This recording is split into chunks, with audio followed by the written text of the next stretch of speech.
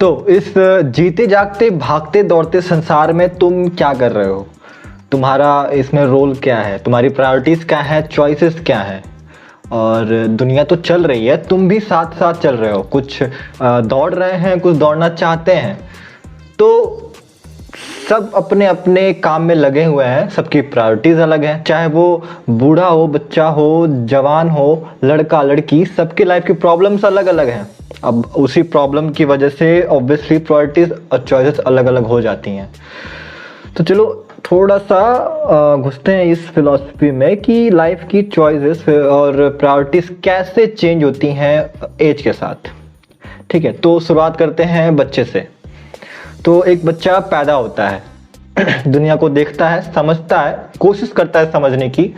उसे कुछ ज़्यादा समझ में आता नहीं है, तो अपनी छोटी सी दुनिया बनाता है, मस्त रहता है। अपने दुनिया का एक इकलौता इंसान होता है जो खुश होता है, अपनी छोटी छोटी चीज़ों को लेकर खुश होता है, उसे मज़ा आता है, मौज में रहता है।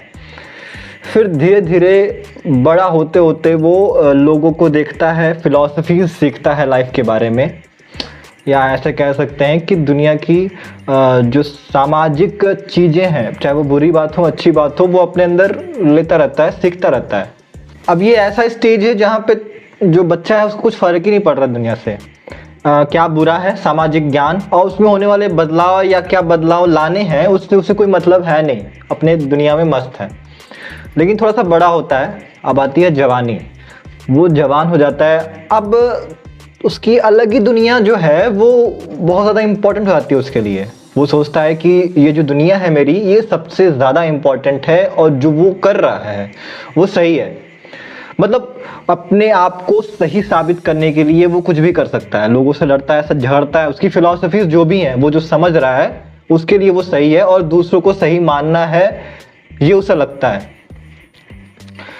तो अब उसको सही साबित करने के लिए किसी से भी लड़ सकता है, चाहे वो फैमिली हो, बाहर के लोग हो, पड़ोसी हो, या समाज हो कह सकते हैं, या रिलेटिव्स हो। उसे अपनी दुनिया सबसे ज़्यादा इम्पॉर्टेंट लगती है। पर ये ज़्यादा दिन टिकता नहीं है, थोड़ा सा टाइम बीतता है, थोड़ा सा और बड़ा हो जाता है। अब ऐसा समय आ जाता है जहाँ पे उसकी प्रायोरिटीज सच में बदलने लगती हैं। अब उसकी प्रायोरिटीज उसके लाइफ के मेंबर्स में जो हैं उनके वजह से चेंज हो जाती है। अब उनके लाइफ के मेंबर्स खुश हैं कि नहीं, उसे इस बात का फ़र्क पड़ने लगता है। अब वो समझदार हो जाता है, या अगर समझदार नहीं है तो होने की कोशिश करता है। जिम्मेदार हो जाता है, जो उसके लाइफ में मेंबर्स हैं उनके लिए वो सब कुछ करता है, क्योंकि अब उनका करता धरता वो खुद है, ऐसा उसे लगता है और शायद ये सही भी है। तो अब वो अपने आप को भूलने लगता है, प्रायोरिटीज़ में अपने आप को ना रख करके अपने फैमिली मेम्बर्स या उसके लाइफ में जो भी मेम्बर्स हैं उनको रखता है। तो समय धीरे धीरे और बदलता है। पर ये जहाँ पर बचपन काफ़ी तेज बीत जाता है और जवानी उम्र से भी तेज भागती है, लेकिन ये समय थोड़ा सा रुक सा जाता है। मतलब काफ़ी समय लगता है इस समय को बदलने के लिए। अब चौथा चरण आता है जहाँ पे वो थोड़ा सा बूढ़ा हो चला है। अब वो कोने से अपनी बनाई हुई दुनिया को वो देखता रहता है, क्योंकि अब तो ऐसा समय आ गया है कि जो वर्तमान बचपन है उसके बचपन से काफ़ी अलग होता है।